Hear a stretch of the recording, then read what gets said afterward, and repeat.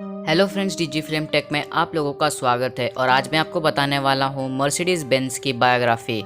Mercedes Benz की biography start करने से पहले मैं आपको इनके 4 किरदारों से इंट्रोडक्शन करा देता हूँ। सबसे पहले आते हैं कार्ल बेंज, जो कि जर्मनी के थे, जिनका जन्म 25 नवंबर 1844 और मृत्यु 4 अप्रैल 1929 को हुआ था। दूसरे किरदार है गोटलेब डेलमेर, जिनका जन्म 17 मार्च 1834 और मृत्यु 6 मार्च 1900 को हुआ था। तीसरे किरदार है विलियम मेबैक, जिनका जन्म 9 फरवरी 1846 और मृत्यु 29 दिसंबर 1929 को हुआ था। चौथे किरदार है एमिल जेलेनिक, जिनका जन्म 6 अप्रैल 1853 और मृत्यु 21 जनवरी 1918 को हुआ था। गोटलेब डेलमेर और विलियम मेबैक दोनों ही जर्मनी के हैं और एमिल जेलेनिक ऑस्ट्रियन भी है और जर्मन भी है। तो सबसे पहले हम लोग कार्ल फ्रेडरिच बेंज के बारे में बात करते हैं। तो कार्ल फ्रेडरिच बेंज, जो कि उनका पूरा नाम है, लोग उन्हें KARL करके उनका नाम लिखते हैं, लेकिन असल में वो CARL है, कार्ल फ्रेडरिच बेंज। उन्होंने 30 सितंबर 1860 यानी कि जब वो 15 साल के थे तब उन्होंने मैकेनिकल इंजीनियरिंग में एंट्रेंस एग्ज़ाम अपना पास किया और 9 जुलाई 1864 यानी कि जब वो 19 ईयर्स के हो गए थे तब उन्होंने ग्रेजुएशन कर लिया। उन्होंने अपने सबसे पहला मोटर कार 1885 में बनाया था और उसे पेटेंट कराया था 1886 में। उनकी जो पहली ऑटोमोबाइल थी उसका नाम उन्होंने रखा था मोटर वैगन, जिसका पेटेंट नंबर था 37435। उस ज़माने में उसकी कीमत $150 थी और आज के ज़माने में उसकी कीमत हो जाएगी $4350 और इंडियन करेंसी में देखें तो 3,31,410।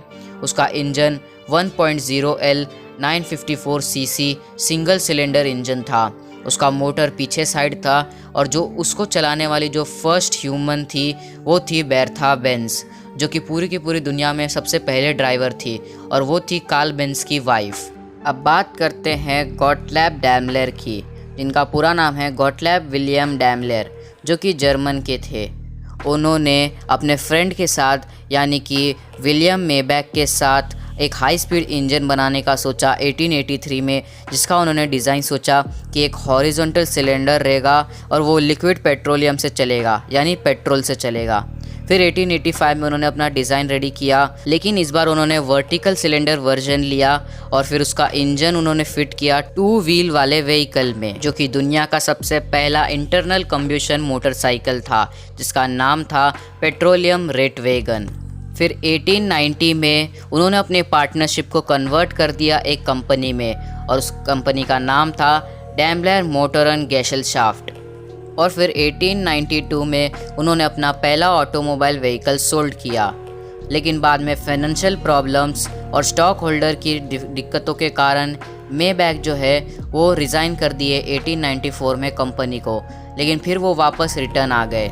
फिर 1900 में जब डैमलेर की मृत्यु हो गई तब 1907 में विलियम मेबैक ने हमेशा के लिए क्विट कर दिया DMG से यानी कि डैमलेर मोटरन गैशलशाफ्ट।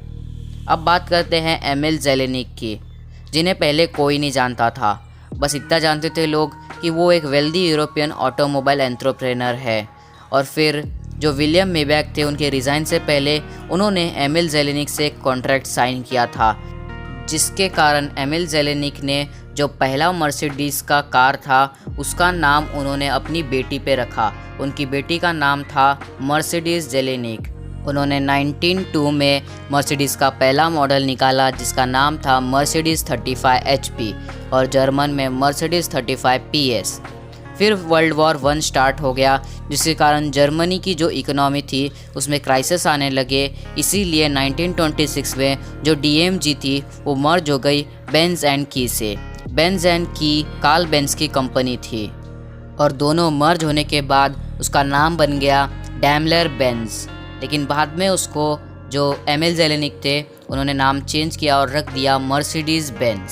और आज तो आप जानते ही हैं कि मर्सिडीज़ बेंज दुनिया की सबसे बड़ी ऑटोमोबाइल कंपनी है। अब मैं आपको बोनस के लिए कुछ 3 फैक्ट्स बता देता हूँ। आप लोग सोच रहे होंगे कि इंडियन मार्केट में सबसे पहले मर्सिडीज़ बेंज कब आई रहेगी।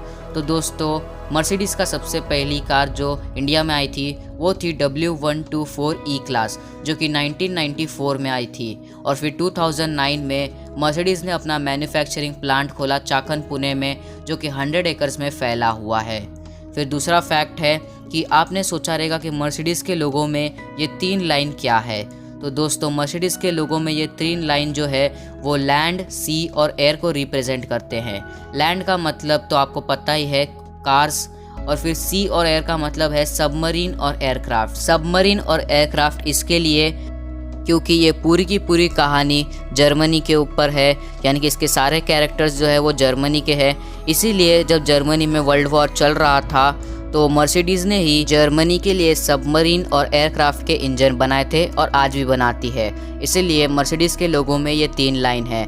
अब तीसरा फैक्ट है कि जो ओवरऑल सबसे लार्जेस्ट मार्केट है मर्सिडीज़ बेंज के लिए वो है China, Germany, USA, great Britain और साउथ कोरिया, यानी कि इन्हीं देशों में सबसे ज़्यादा मर्सिडीज़ बेंज के कार बिकते हैं। तो आज के लिए बस इतना है। वीडियो अच्छी लगी तो वीडियो को लाइक कीजिए, शेयर कीजिए, और अगर आप मेरे चैनल पर नए हैं तो मेरे चैनल को सब्सक्राइब कीजिए। मिलता हूँ अगले अमेजिंग वीडियो के साथ, तब तक के लिए बाय बाय।